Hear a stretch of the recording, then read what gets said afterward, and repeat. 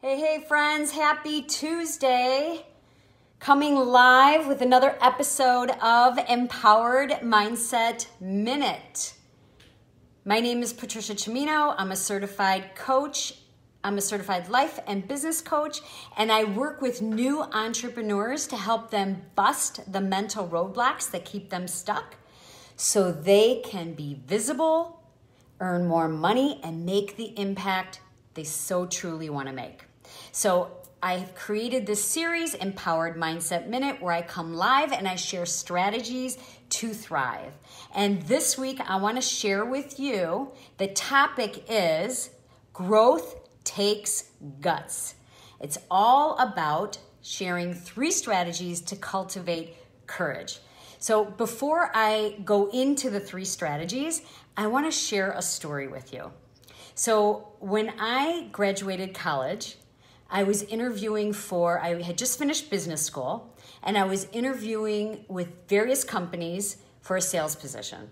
So I had been interviewing with this one company in particular. They were a Fortune 500 hair care company, and I really wanted to work for them. I loved this company. So I had gone on a series of interviews, and I thought they went great. I connected with the interviewer. We had great conversation. I was really showing him my skills and what I was capable of doing. And I just felt like I nailed it. So after the 4th interview, he called me up to tell me that they chose someone else. And in that moment, I was totally floored. I was like, what? I couldn't believe it because I really thought I nailed it. And I knew that I would be great for that role. So I hung up the phone and I was thinking about it. And in that moment, I'm telling you, as my hands were trembling, I picked up the phone and I called him back up.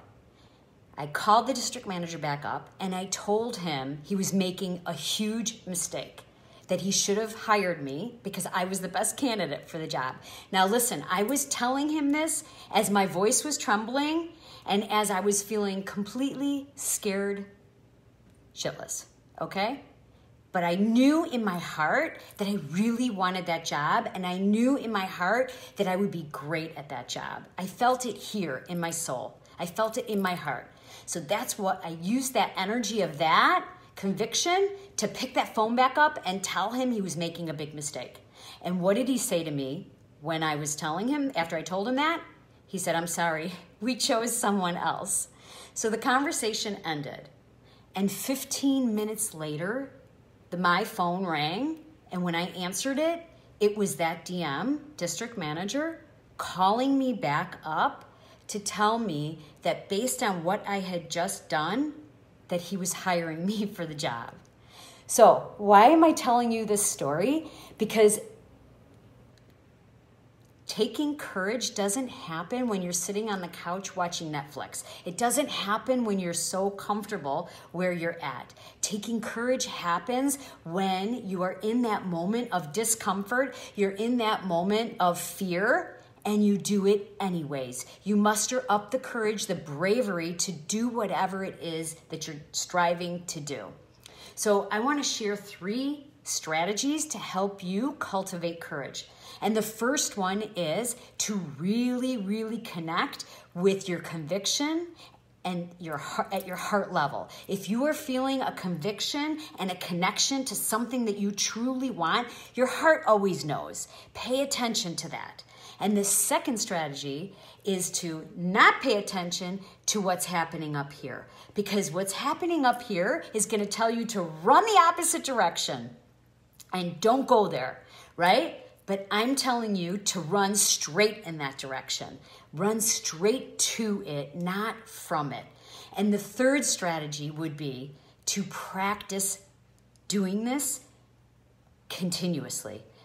Be consistent with building your courage. Be consistent with taking action when you're feeling completely fearful. Make a game of it. Maybe it's once a week. Maybe it's once a day. You put yourself outside of your comfort zone and you take action. Listen, for me to come here on live, I still, when I go to hit that live button, there's some fear in me, right? But I do it. I do it anyways because I'm convicted in my heart that this is what I need to do. That even if my message reaches one person, inspires one person to do something different, that I have impacted them. So the same for you. If you are an entrepreneur, if you're a professional, if you're just neither of those, and you feel compelled to do something, but you're too scared to do it, that compelling feeling within you is the sign to look for to do it, to take action.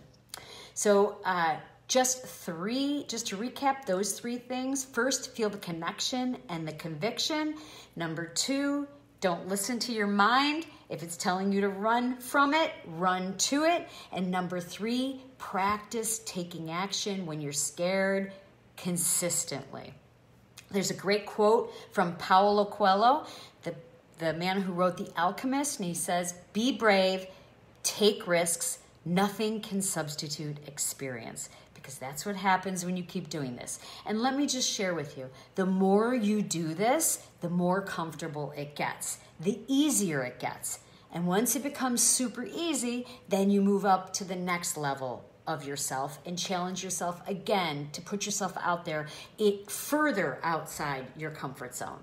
So that's what I have to share with you today. I have an amazing freebie. It's called the 5 Power Questions to go from stuck to taking action.